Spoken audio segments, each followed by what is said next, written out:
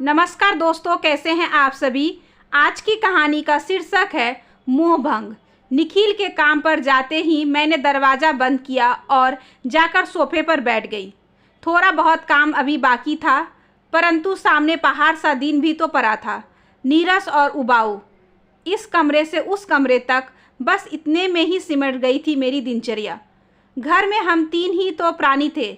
माँ जी धार्मिक प्रवृत्ति की थी। स्नान के पश्चात घंटा भर अपने पूजा घर में बिताती, उसके पश्चात ही अन्न ग्रहण करती।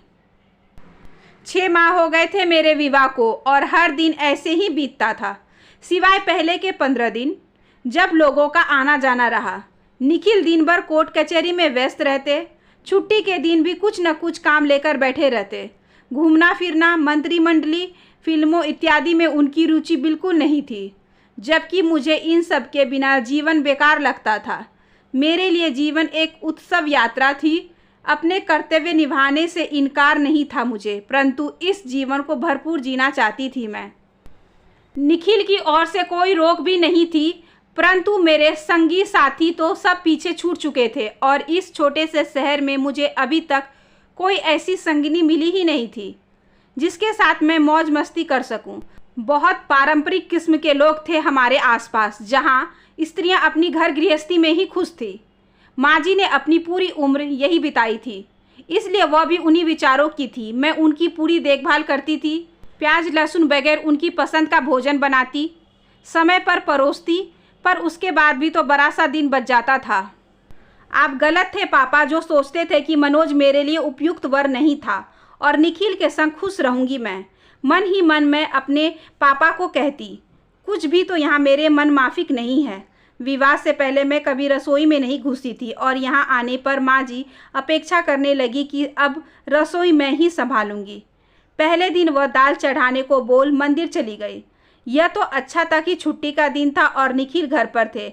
मैंने उनसे अपनी समस्या बताई तो उन्होंने रसोई में आकर मेरी सहायता भी की और सब कुछ ब्यौरेवार समझाया भी।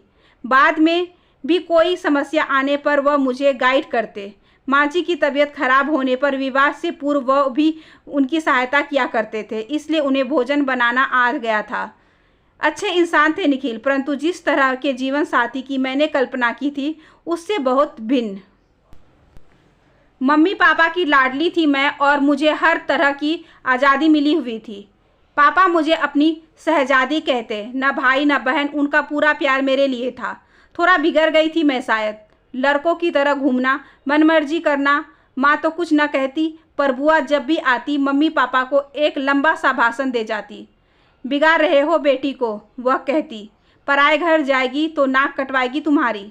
उनकी यह पराए घर वाली बात मेरी समझ में न आती। यहाँ तो फिर भी मम्मी पापा को बताना पड़ता था कि कहाँ जा रही हूँ। विवाह के बाद तो किसी से पूछने की आवश्यकता ही नहीं रहेगी। वहाँ तो मेरा अपना घर होगा। बुआ की बातें वैसे भी अबूझ होती थी। कभी कहती पराए घर जाएगी तो, और कभी कहती अपने घर जाकर जो मर्जी करना, यहाँ लड़की बनकर रहो। मुझ पर बस न चलता तो बुआ माँ को समझाने लगती, लड़की को घर पर बैठाना सिखाओ, घर का कुछ कामकाज सीखे, कौन सा उसे नौकरी करनी है जो पढ़ाए चले जा रहे हो। बहरहाल मैं बुआ जी की बातों को नज़रअंदाज करके साइकिल उठा घूमने चली जाती। क्या करूं, मुझे घर घिस्सू टाइप लोगों से बहुत कोफत होती थी। इन्हीं मौज मस्ती से भरे दिनों में मेरी मनोज से दोस्ती हुई थी। कॉलेज का वार्षिक उत्सव था। मुझे खेलकूद में बहुत सारे इनाम मिले थे। पारितोषिक वितरण के पश्चात चाय नाश्ते का प्रबंध भी था। कॉलेज यूनियन का अध्यक्ष था मनोज, मुझसे 3 वर्ष सीनियर। चाय के दौरान मेरे पास आकर बोला, कल कॉफ़ी पीने चलें ठीक 4 बजे, और मेरे उत्तर देने से पहले ही जोर दिया, मैं इंतज़ार करूंगा कैफेट एरिया में। पहली बार एहसास हुआ दिल की धड़कन तेज होना किसे कहते हैं। मेरा दिमाग 7वें आसमान पर। लड़कियां दीवानी थी उसकी और उसे स्वयं मुझे आमंत्रण किया। हमारी यह छोटी सी मुलाकात कॉफ़ी से शुरू होकर गहरी मैत्री तक पहुंच गई। खूब पड़ती थी हम दोनों की। वह भी घूमने फिरने का बहुत शौकीन था और उसके पास निजी कार भी थी। हमारा कोई न कोई कार्यक्रम बना ही रहता था। उसके पिता का अपना कारोबार था। पढ़ाई तो वो बस डिग्री पाने के लिए कर रहा था और मुझे भी घर में स्पष्ट कर दिया गया था कि बीए कर लो, बहुत है, नौकरी थोड़े ही करनी है। बीए ख़त्म हुआ तो विवाह की चर्चा होने लगी। माँ को मैंने मनोज के बारे में बताया और माँ ने पापा को। पापा ने कहा ठीक है, उससे कहो अपने माता पिता को हमारे घर ले आए ताकि हम बड़े भी आपस में मिल ले। समय दिन सब तय हो गया। वह आया भी, परंतु साथ में अपने किसी मित्र को लेकर।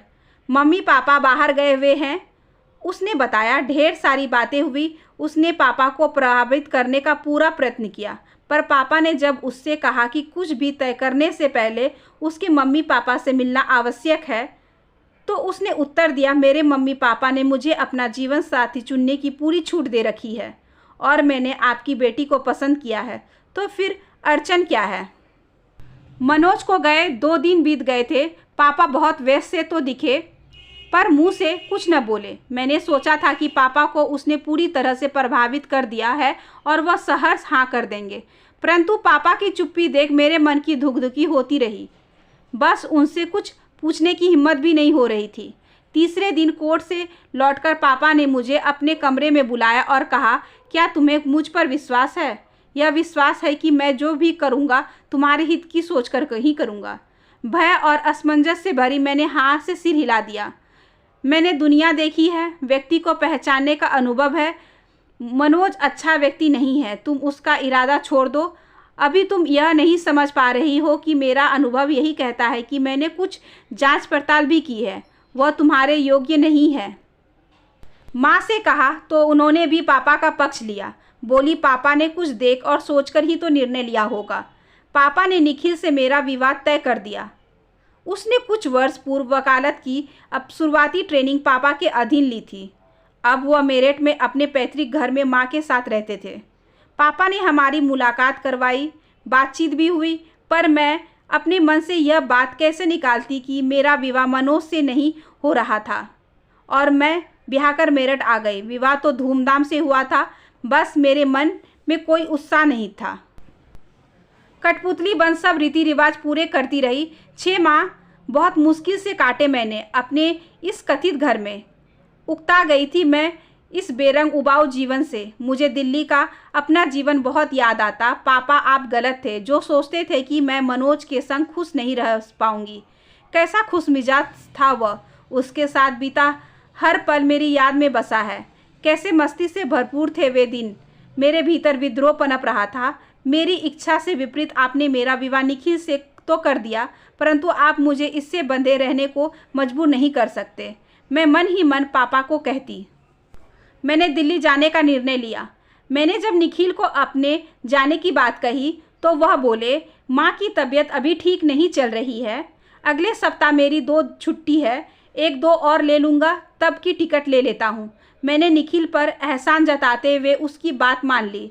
दरअसल निखिल इस गलतफहमी में थे कि मैं 2-4 दिन के लिए जाना चाह रही हूँ, जबकि मैंने यह तय कर लिया था कि मैं लौटकर नहीं आऊँगी और मैंने उसी हिसाब से अपना सामान तैयार कर लिया। निखिल ने मम्मी पापा को भी सूचित कर दिया था। खूब खुश हुए वह मुझे देखकर। घर रौनक लौट आई थी।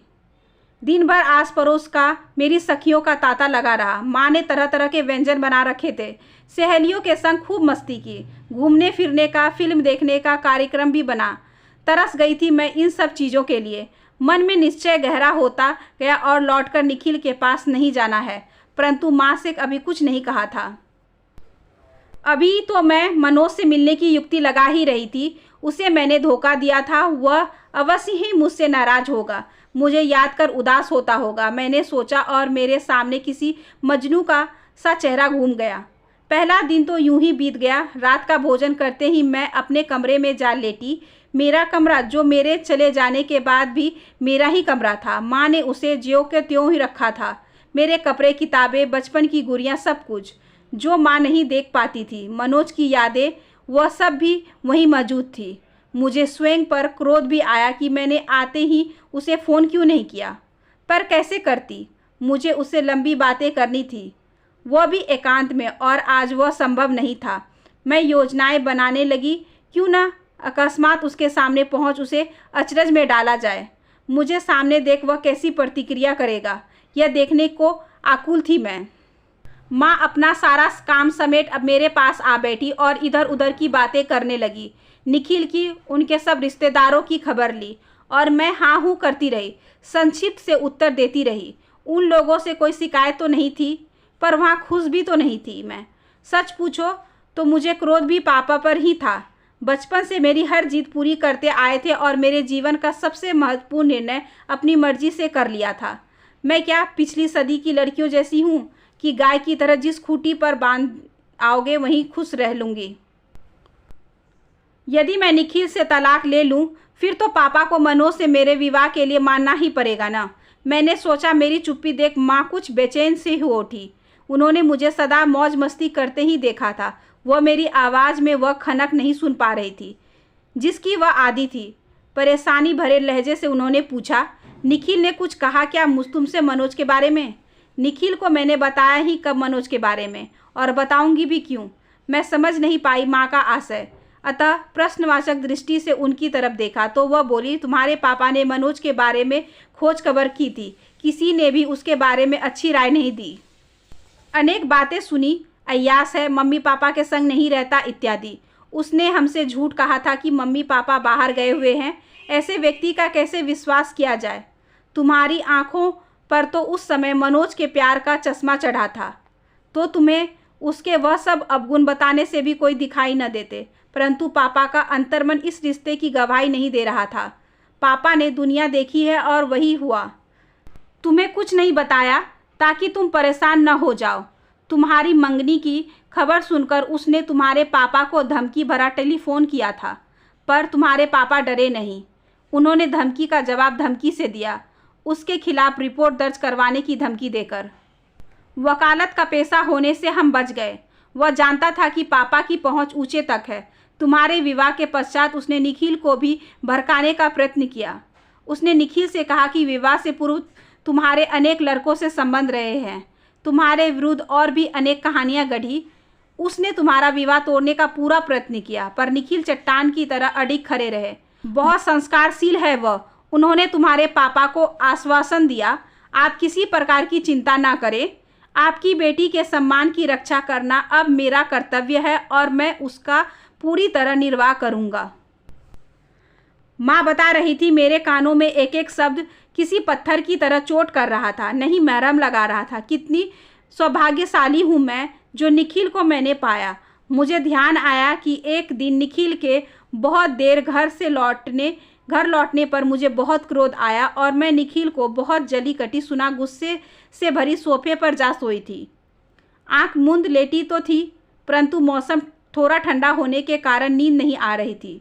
इतने में मैंने महसूस किया कि निखिल ने आकर मुझे कंबल उड़ा दिया और मुझे सोया जान मेरे माथे और सिर को हल्के से सहला दिया।